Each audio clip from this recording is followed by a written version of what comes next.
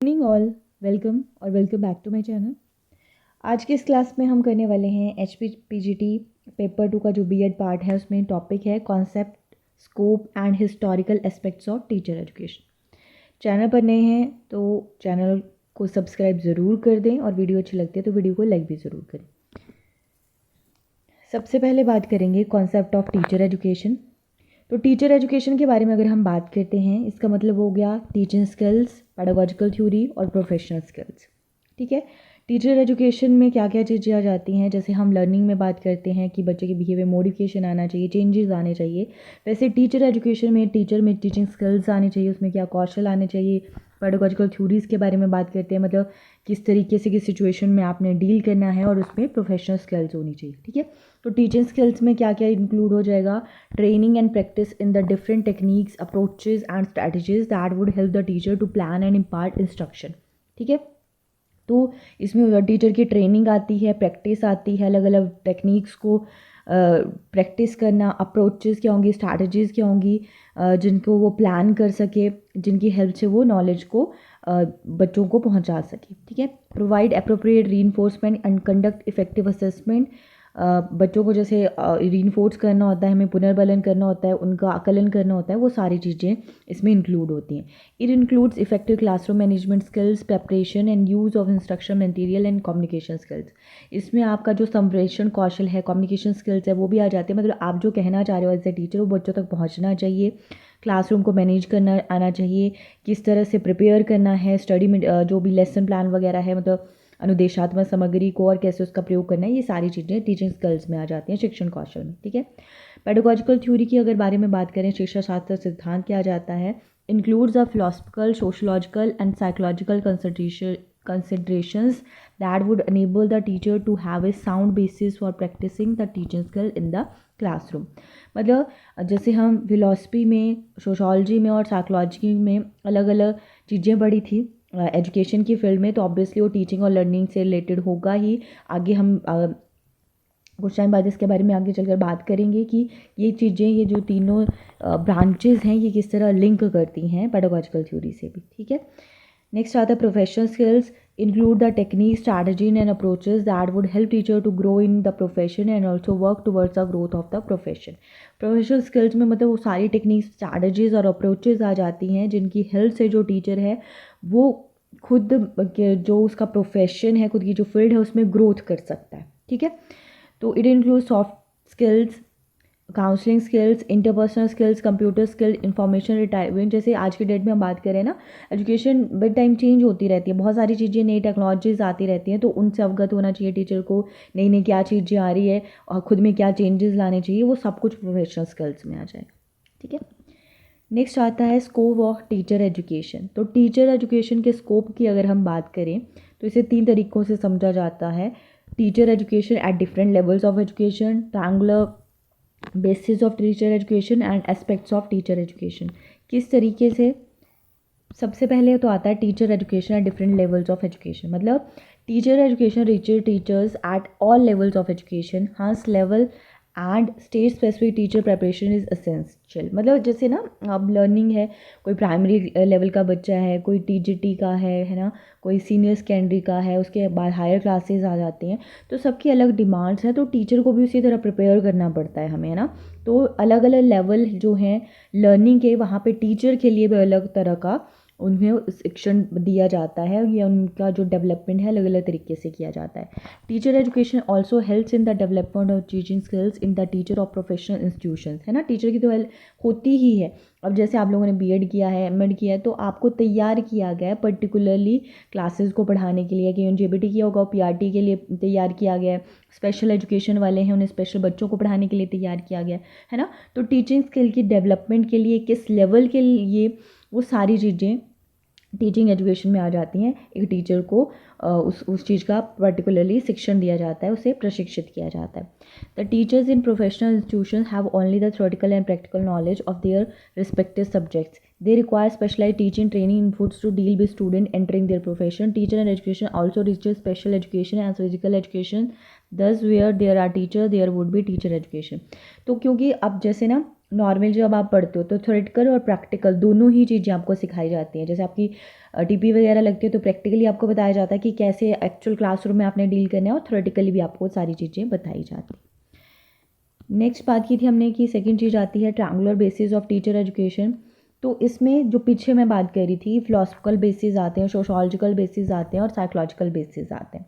ठीक है, तो जो टीचर एजुकेशन है अलग अलग स्टेजेस पे, अलग अलग लेवल्स पे किस तरीके से आपने पढ़ाना है ना, वो सारी चीज़ें तीनों ब्रांचेस से हम समझते हैं। जैसे जो फिलोसफिकल बेसिस है वो क्या प्रोवाइड करता है, insight to the student teachers about the implication of the various school of philosophies, ancient and modern philosophical thoughts, educational thoughts of philosophical thinkers on education and its various aspects such as curriculum construction and discipline।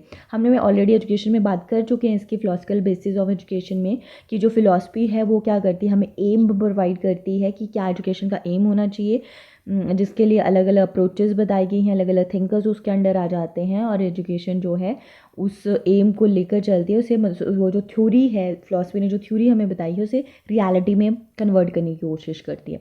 और sociological basis में क्या आ जाएगा, helps the student teachers to understand the role of society and its dynamics in the educational system of a nation and the world at large. मतलब हमारी जो society है वो कैसी है, हम बच्चों को क्या बनना है फ्यूचर में जाके, वो सारी चीज़ें तो टीचर को भी उसी तरीके से ट्रेन किया जाता है ना, कि आपने बच्चों को ये बनाना है। ठीक है, तो टीचर को भी स्टूडेंट को भी दोनों ही एम पता होने चाहिए। जो फिलॉसफी हमें बता जा देती है, फिर सोसाइटी के अकॉर्डिंग क्या चीज़ें होनी चाहिए, हमारे करिकुलम हमारे एजुकेशन, वो सोशोलॉजिकल बेसिस बता देते हैं। और लास्ट आता है साइकोलॉजिकल बेसिस, जिसमें ये पता चल जाता है हमें कि ये जो पूरा एम है इसको पूरा कैसे करना है ना। तो वो सिचुएशंस वगैरह सब कुछ इसके अंडर आ जाता है, जो भी मेथड्स वगैरह सब कुछ लेते हैं वो साइकोलॉजिकल बेसिस में आ जाता है। ठीक है, तो टीचर और स्टूडेंट दोनों के लिए इम्पॉर्टेंट है, क्योंकि एजुकेशन की जब हम बात करते हैं तो वो टीचर और स्टूडेंट दोनों ही आ जाते हैं एजुकेशन के अंडर। नेक्स्ट आता है एस्पेक्ट्स ऑफ टीचर एजुकेशन। तो टीचर एजुकेशन के एस्पेक्ट्स के बारे में अगर हम बात करें, teacher education is concern with aspects such as who, teacher educator, home, student teacher, what content and how में टीचिंग स्ट्रैटेजी, है ना। तो ये सारी चीज़ें समझिए, हु कौन हो गया, टीचर एजुकेटर हो गया, किसके लिए है भाई, स्टूडेंट के लिए है, क्या है, कंटेंट है ना। तो मतलब जैसे टीचर एजुकेशन में ये सारी चीज़ें आ जाती हैं, ये चारों एस्पेक्ट्स आ जाते हैं, आपका teacher educator, student teacher, content आ जाता है, टीचिंग स्ट्रैटेजी आ जाती है, सब कुछ आ जाता है। ठीक है, तो जो teacher education has depended upon the quality of teacher educators. अब जैसे आप लोगों ने बीएड किया, जेबीटी किया, एमएड किया है ना, तो आपको भी जो टीचर एजुकेटर था उसी ने पढ़ाया है, तो उस पर डिपेंड करती है कि क्वालिटी क्या होगी आपकी एज ए टीचर, आप कितने स्किल्ड होगे। The quality of pedagogical inputs in the teacher education programme and their effective utilisation for the purpose of preparing prospective teachers depend largely on the professional competencies of teacher education and the ways in which it is utilized for strengthening the teacher education program. Teacher education thus first deals with the preparation of effective teacher educators. तो अब जैसे normally MEd भी करते हैं, वही फिर BEd वाले बच्चों को या जीबीटी वाले बच्चों को पढ़ाते हैं, है ना। तो वो अच्छे होने चाहिए पहले। जैसे एंशियंट टाइम में हमने बात की थी बुद्धिस्ट एजुकेशन में भी, कि भाई जो पीपल होते थे, शिष्य होते थे, वो अध्यापक द्वारा पढ़ते हैं, है ना। और जो बेस्ट पीपल होते थे, शिष्य होते थे, वही फिर छोटे जो उनके लोअर लेवल वाले स्टूडेंट्स होते थे उन्हें भी पढ़ाते थे, बाद में वही टीचर का भी काम करते थे ना। तो ऐसे ही मतलब आप जो टीचर एजुकेशन है वो किस पे डिपेंड करेगी, उन्हें कौन पढ़ा रहा है, उनकी क्या क्वालिटी है, उस पर ये चीज़ें डिपेंड करती हैं। ठीक है, नेक्स्ट जो सबसे इम्पॉर्टेंट चीज़ आती है वो आती है historical aspects of teacher education. ठीक है, तो इंडिया के अकॉर्डिंग दिया है, ये मेनली इंडिया में किस तरह से चीज़ें काम की है तो उसी के अकॉर्डिंग हम बात करेंगे। तो इंडिया की अगर हम बात करें, इंडिया में इसे 5 पार्ट्स में डिवाइड किया गया है। एंशियंट एंड मेडिवल पीरियड आ जाता है 2500 BC से 500 BC तक, बुद्धिस्ट पीरियड आ जाता है, मुस्लिम पीरियड आ जाता है, ब्रिटिश पीरियड, और उसके बाद जब हम इंडिपेंडेंट हो गए तब से लेकर आज तक इन 5 पार्ट में डिवाइड किया गया है। तो इसमें क्या क्या चीज़ें हुई हैं, किस तरह का सिस्टम रहा है, वो सारी चीज़ों के बारे में हम बात करेंगे। एंशियंट और मेडिवल पीरियड के बारे में अगर बात करें तो आपको पता है वहाँ पे जो एजुकेशन का सिस्टम था ज़्यादातर रिपीटिशन पे ही बेस्ड था, है ना। मौखिकी किया जाता था, ज़्यादातर गुरुकुल वगैरह में पढ़ते थे, है ना। तो उसमें मतलब ये नहीं था कि टीचर एजुकेशन, क्योंकि उस पर जो ऋषि वगैरह मुनि वगैरह थे वही एजुकेशन वगैरह प्रोवाइड करते थे, है ना, गुरुकुल सिस्टम होने की वजह से। तो इसमें से आपसे ज़्यादा क्वेश्चन नहीं पुट ऑन होगा कि क्या किया गया, या हमारा जो हिस्टोरिकल एस्पेक्ट्स हैं टीचर एजुकेशन के वो क्या थे, ठीक है। बट नेक्स्ट जैसे बुद्धिस्ट पीरियड है, तो इसमें थोड़ा फॉर्मल सिस्टम शुरू हुआ टीचर ट्रेनिंग का। जैसे मैंने पीछे भी बताया कि भाई वो मठ में पढ़ते थे, है ना, वहाँ पे जो पीपल आते थे वो बेस्ट टीचर अपना चूज़ करते थे, बहुत ज़्यादा उन्हें रिस्पेक्ट देते थे, है ना, उनके सुपरविज़न में वो सारी चीज़ें सीखते थे। और जो बेस्ट पीपल शिष्य होते थे फिर वो छोटे लेवल वाले बच्चों को सिखाते थे, है ना। तो इस तरह काम करते थे वहाँ पे एजुकेशन सिस्टम। जो मुस्लिम पीरियड था उसमें कोई इस तरह का फॉर्मल सिस्टम नहीं था टीचर ट्रेनिंग के लिए। मतलब जो पुराना टाइम है हमारा वैदिक पीरियड या बुद्धिस्ट पीरियड वगैरह के या मुस्लिम पीरियड के बारे में बात करें तो वहाँ पे टीचर एजुकेशन पे इतना फोकस नहीं था। बट हाँ, उसके बाद ब्रिटिश पीरियड से ये चीज़ शुरू हो गई, तो यहाँ पे फॉर्मल टीचर ट्रेनिंग ओरिजिनेट हुई। ओके, तो इस सिस्टम को मॉनिटोरियल सिस्टम का नाम दिया गया, ठीक है, जहाँ पे क्या किया जाता था, it was based on the principle of mutual instruction. The whole class was split into a number of small groups and placing each group under the charge of brilliant people called monitor, ठीक है। मतलब पूरी class को जैसे monitor वाला system होता है ना, तो छोटे छोटे ग्रुप्स में बांट दिया जाता था, और जो उनका मतलब लीडर होता था, सबसे ब्रिलियंट पीपल होता था, शिष्य होता था, जिसे मॉनिटर कहा जाता था, ठीक है। टीचर ट्रेनिंग स्कूल जो थे सबसे पहले इंडिया में सेटअप किया गया था सेरमपुर में, ठीक है। तो आपने याद रखना है सेरमपुर में बंगाल में है ये जगह, वहाँ पे सबसे पहला ये टीचर ट्रेनिंग स्कूल बनाया गया था, ठीक है। नाम क्या था उसका, नॉर्मल स्कूल बाय कैरी, याद रखना है आपने इस चीज़ को। ओके, क्लियर, तो पूछ सकता है, इसे याद रख लेना आप, ठीक है। कब किया गया था, 1793 में, ठीक है। In Bombay the native education society trained a number of teachers for the improvement of teaching in the primary school. वहाँ पे भी बॉम्बे में भी ट्रेन किया गया कि क्योंकि टीचर अच्छा नहीं होगा तो ऑब्वियसली बच्चे भी क्या ही सीखेंगे, तो उन्हें ट्रेन किया गया। जैसे मैंने पहले कहा, इससे पहले तक इतना ध्यान नहीं दिया गया था टीचर ट्रेनिंग पे। पहले आपको पता है गुरुकुल मठ वगैरह होते थे, उसमें इतना ज़्यादा नहीं ये चीज़ होती थी, क्योंकि वो ऑलरेडी जो बेस्ट पीपल होते थे या ऋषि मुनि होते थे वही पढ़ाते थे, ठीक है। तो उन्होंने खुद ही तपस्या वगैरह करके किया होते थे वो चीज़ें। और उस टाइम पे जो हमारा सिस्टम था एजुकेशन का, वो मतलब हमारी संस्कृत वगैरह, हमारे वेद वगैरह उन्हीं पे बेस्ड था सारा का सारा, ठीक है। In Bengal, the Calcutta School Society did pioneering work for the training of teachers for indigenous schools. The Ladies School of Calcutta started a training class for training women. ठीक है, तो लेडीज स्कूल जो है कलकत्ता का उन्होंने start किया train करना किसको, वेमेन टीचर्स को, in the Calcutta central school for girls. A number of government training schools were also set up in the first half of the 19th century, ठीक है। तो मतलब ब्रिटिश पीरियड से ये चीज़ ज़्यादा फोकस में थी, और ब्रिटिश टाइम पे ये अलग अलग डिस्पैच आए, कमीशंस आए, उनमें भी आपको पता है, वैसे तो ये डिस्पैच या कमीशंस आपने पढ़े होंगे जिसमें स्कूल एजुकेशन या हायर एजुकेशन से रिलेटेड अलग अलग बातें बोली गई हैं। बट यहाँ पे हम ये सारी चीज़ें पढ़ने का हमारा मोटिव है टीचर एजुकेशन से, ठीक है। तो वो डिस्पैच आया था, ठीक है, जिसे मगना चार्टा ऑफ इंग्लिश एजुकेशन के नाम से जाना जाता है। इम्पॉर्टेंट एजुकेशनल डॉक्यूमेंट था, जिसे 19 जुलाई 1854 को रिलीज़ किया गया था। It was rightly been called the most important document on English education in India, ठीक है। It give some very valuable suggestions for the improvement of education of teachers. It suggested that allowances be given to person who possess for teaching and who are willing to devote themselves to the profession of schoolmaster. तो मतलब यहाँ पे special allowance देने के बारे में इन्होंने बात की कि जो भी टीचर बनेगा। द डिस्पैच अर्ज the establishment of training schools in the India, और इन्होंने ये भी बोला कि हमें टीचर ट्रेनिंग के लिए स्कूल ओपन करने चाहिए। The dispatch suggested the introduction of people teacher system. तो जो पीपल टीचर है ना, पीपल टीचर बोला जाता है ना जब BEd या GPT आप कर रहे होते, तो इन्होंने ये इंट्रोड्यूस किया था, ठीक है। On successful completion of the training program, they were to be given certificate and employment. उन्हें सर्टिफिकेट भी दिया जाता था और एम्प्लॉयमेंट भी दी जाती है, मतलब टीचर बनाया जाता था। So dispatch introduced sufficient incentive for the world would be teachers. Lord Dalhousie, Governor General of India, also suggested the implementation of wood dispatch, which brought into existence a number of normal schools. Normal schools में इसे लागू किया गया, मतलब वहाँ पे train करना था टीचर्स को, ठीक है। तो उस टाइम पे हमारे जो गवर्नर जनरल थे वो कौन थे, लॉर्ड डलहौजी थे। ओके, तो याद रखना वुड डिस्पैच क्या था और किससे रिलेटेड था, टीचर एजुकेशन के बारे में क्या बोली बात। नेक्स्ट आता है कलकत्ता यूनिवर्सिटी कमीशन 1917 में आया। इसे सैडलर कमीशन के नाम से जाना जाता है। Suggested opening of post graduate department of education in university, ठीक है।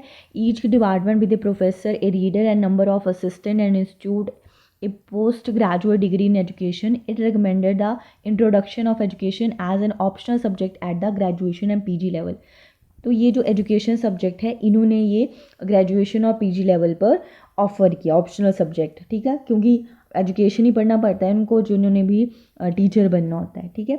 The recommendation for the of the Sadler commission had salutary effect on the teacher training program in India. Mysore University started a faculty of education in 1925, ठीक है। तो इसी का परिणाम था कि ये टीचर ट्रेनिंग प्रोग्राम शुरू हुआ इंडिया में, कहाँ पे, मैसूर यूनिवर्सिटी।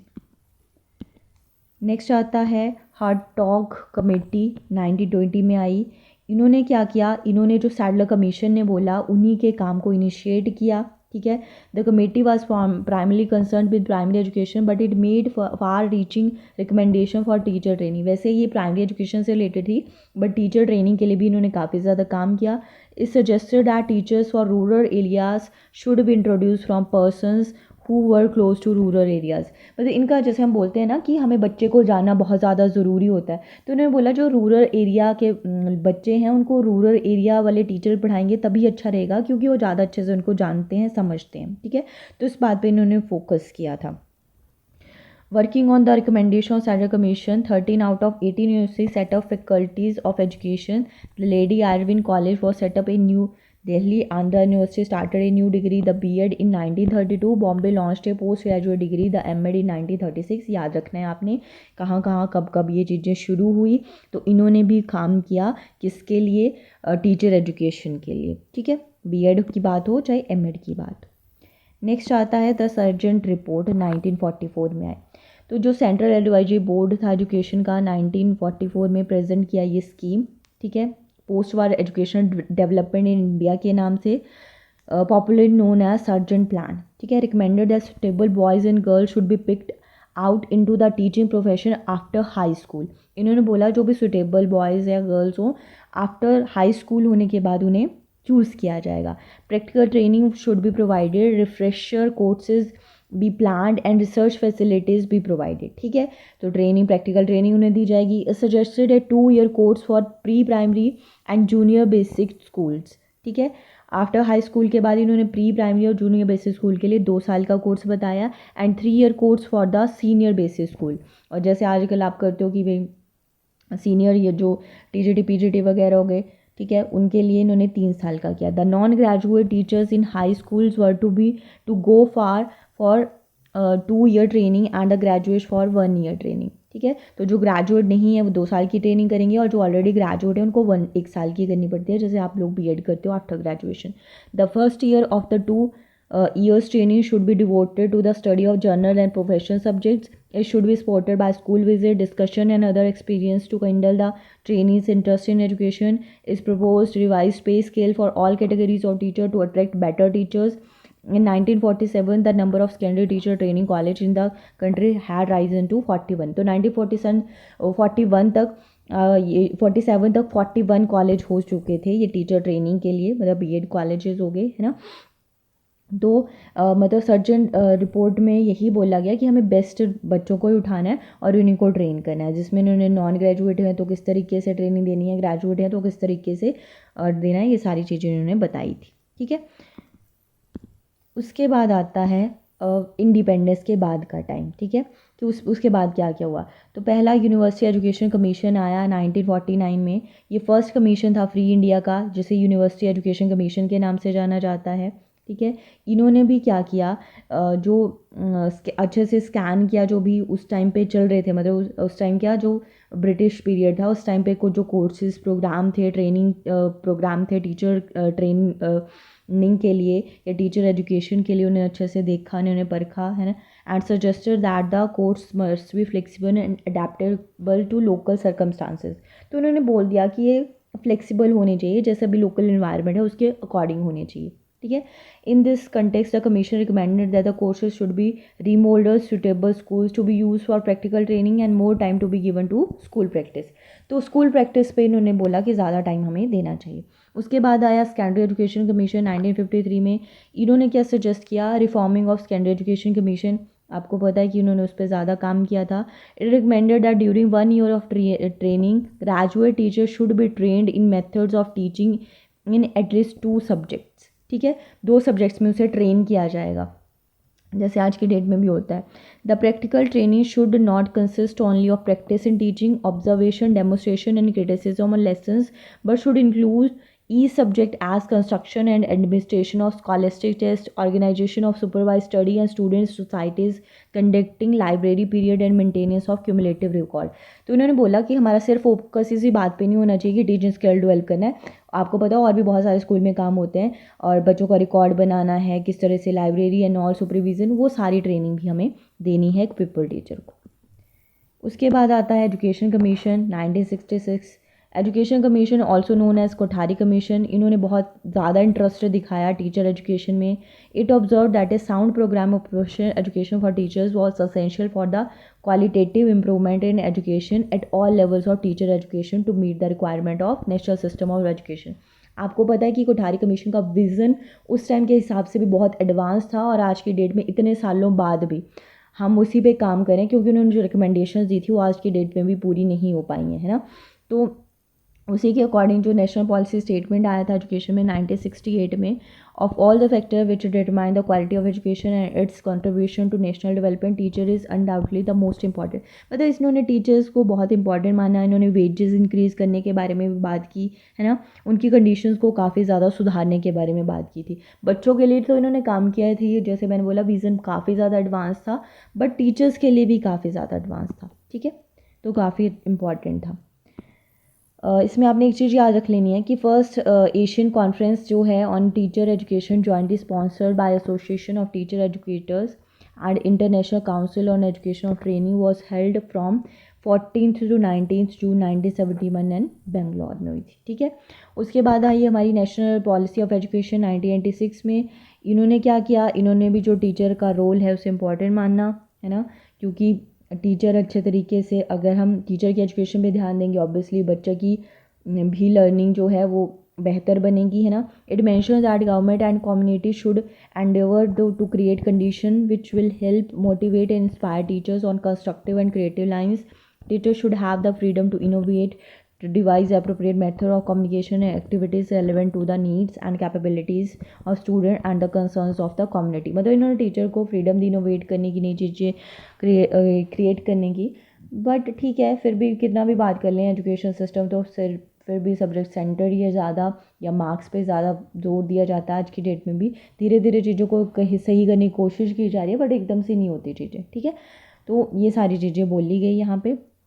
बाकी जो लेटेस्ट हमारी एजुकेशन पॉलिसी है 2020 में, उससे रिलेटेड भी हम पढ़ेंगे, बट उसके लिए इन्होंने अलग से ही दे रखा है कि चैलेंजेस क्या क्या आए इसमें। जो हमारा टीचर एजुकेशन है ये अकॉर्डिंग टू NEP 2020 के अकॉर्डिंग ही हमने बताना है, तो उसमें हम ये वो चीज़ें डिस्कस करेंगे। ठीक है, तो आज की क्लास में बस इतना ही। ये जो हिस्टोरिकल एस्पेक्ट्स हैं, इसमें जो इंपॉर्टेंट पॉइंट्स हैं, इनके नोट्स ज़रूर बना लीजिए आप। ओके, और साथ में अगर आपको ये PDF चाहिए हो तो टेलीग्राम चैनल पर जाकर आप ये देख सकते हो। ठीक है, बाकी वीडियो अच्छी लगती है वीडियो को लाइक भी करें, और जो भी क्वेश्चन वाला वीडियोस आते हैं उससे भी ज़रूर देखें। ठीक है, तो आज के लिए बस इतना ही। Thank you for watching.